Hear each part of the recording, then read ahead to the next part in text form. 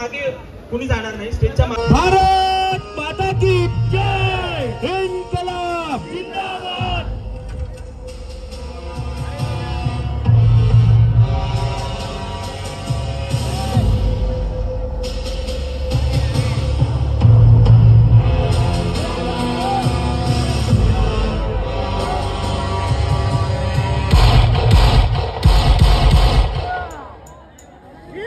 आपल्या भारत मातेप्रतीची ही धगधगती ज्वाला सुखदेव, भगतसिंग आणि राजगुरू त्यांच्या कार्याच्या माध्यमातून सर्वांपर्यंत पोहोचवत होते। इंग्रज सरकार हळूहळू घाबरायला लागलं होतं। सुखदेव, भगतसिंग आणि राजगुरू यांचे प्रयत्न थांबवण्यासाठी इंग्रज सरकारने त्यांना अटक केली। आपल्याला उद्या फाशी आहे, पण मला याचं काहीच दुःख नाही, कारण आपण मरूनही जिवंत राहणार आहे। भारतातील प्रत्येक तरुण आपल्याला नेहमीच आठवणीत ठेवणार। बरोबर आहे राजगुरू, मृत्यूची भीती मरणाऱ्याला असते, बलिदान देणाऱ्याला नाही। आपण देशासाठी जगलो आणि देशासाठीच मरू। आपलं स्वप्न अजून अपूर्ण आहे। भारत खऱ्या अर्थाने जेव्हा स्वतंत्र होईल तेव्हा लोक आपल्याला खरी श्रद्धांजली देतील। आता आपल्या रक्तानेच ही भूमी स्वातंत्र्याची बीज रोवेल। भगतसिंग, तुला खंत वाटते का की एवढ्या लहान वयात आपण जातोय? खंत अजिबात नाही। माझं 23 वर्षांचं आयुष्य जर देशासाठी सत्कारणी लागतंय तर याचं मला थोडंही दुःख नाहीये। वा, काय विचार आहे तुझा। आता फाशीच्या दोरीवर आपण झोके घेऊ, आणि ते देखील हसत हसत।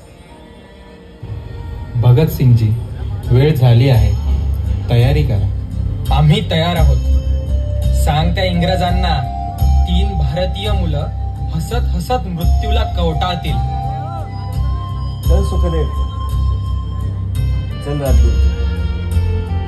इन्कलाब जिंदाबाद, इन्कलाब जिंदाबाद।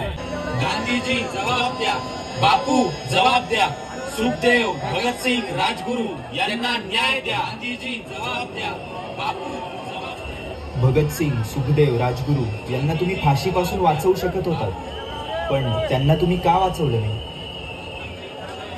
मी माझ्या परीने हवे ते प्रयत्न केले। आता माझ्या हातातही काही गोष्टी नाहीत।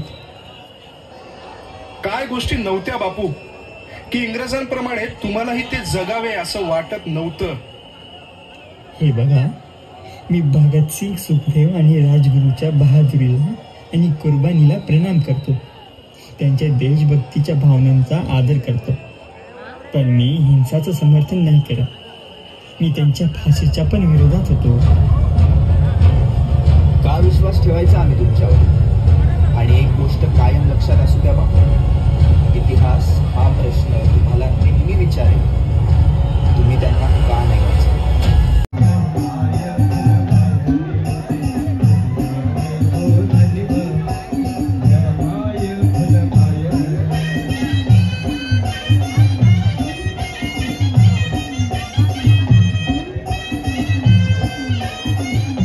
मित्रांनो, आपलं हे बलिदान व्यर्थ तर नाही जाणार ना?